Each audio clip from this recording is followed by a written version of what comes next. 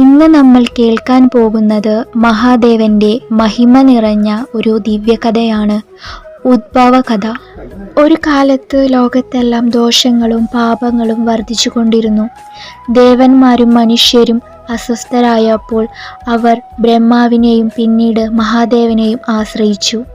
എന്നാൽ ആ സമയത്ത് ശിവൻ മഹാതപസ്സിൽ ധ്യാനത്തിലായിരുന്നു.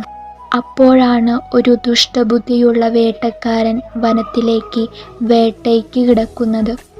ദിവസവും ഭക്ഷണം അന്വേഷിച്ച് അലഞ്ഞു നടക്കുന്ന അവൻ ആ രാത്രി യാദൃശികമായി ഒരു ബില്ല് വൃക്ഷത്തിനടിയിൽ കയറിയിരുന്നു.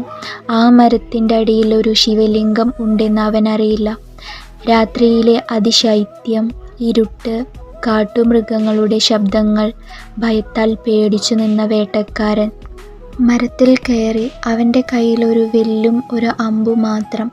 അവന് ഒരേയൊരു ആഗ്രഹം, ഈ രാത്രി എങ്ങനെയെങ്കിലും തള്ളി നീക്കണം. കാറ്റിൽ ബില്ലോ മരം കുലുങ്ങിയപ്പോൾ അവനറിയാതെ ബില്ലോ ഇലകൾ മരത്തിൻ്റെ ശിഖരത്തിൽ നിന്നും അവൻ്റെ വിരലിലൂടെ തട്ടി ശിവലിംഗത്തിന് മേൽ പതിക്കാൻ തുടങ്ങി.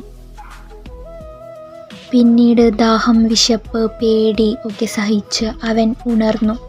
ഇതൊക്കെ നടക്കുമ്പോൾ അവൻ്റെ മനസ്സിൽ ഒരു ധർമ്മബോധം വളർന്നു. അവൻ ചെയ്തതൊന്നും യാഗങ്ങളുമല്ല, വ്രതങ്ങളുമല്ല, പക്ഷേ ഭയത്തിൽ നിന്നുള്ള അജ്ഞാതപൂർവമായ ഉണർവ്. ശിവലിംഗത്തിനുമേൽ വീണ ബില്ലോ ഇലകൾ, മനസ്സിൽ തെളിഞ്ഞ ആ ചെറിയ കരുണ, ഇവയെല്ലാം ചേർന്നപ്പോൾ അതിദിവ്യമായൊരു പുണ്യ സൃഷ്ടിക്കപ്പെട്ടു. അടുത്ത ദിവസം പ്രഭാതത്തിൽ ശിവൻ അവൻ്റെ മുൻപിൽ പ്രത്യക്ഷമായി. വേട്ടക്കാരാ, നീ ഈ രാവിൽ ചെയ്ത ഉപവാസം, ജാഗരണം, ബില്ലർപ്പണം ഒന്നും നീ ഉദ്ദേശിച്ചിരുന്നില്ലെങ്കിലും അതെല്ലാം ഭക്തി സമർപ്പിതമായി മാറി. ഇന്നു മുതൽ ഈ ദിവസം ശിവരാത്രി എന്നറിയപ്പെടട്ടെ. ഈ രാത്രി ഉണർന്നിരിക്കുന്നവർക്കും ഞാൻ എൻ്റെ അനുഗ്രഹം നൽകും. അങ്ങനെ ഒരു സാധാരണ മനുഷ്യൻ്റെ ചെറിയ നിഷ്കളങ്ക പ്രവൃത്തിയിൽ നിന്നാണ് ഈ വിശുദ്ധമായ മഹാശിവരാത്രി ജനിച്ചത്.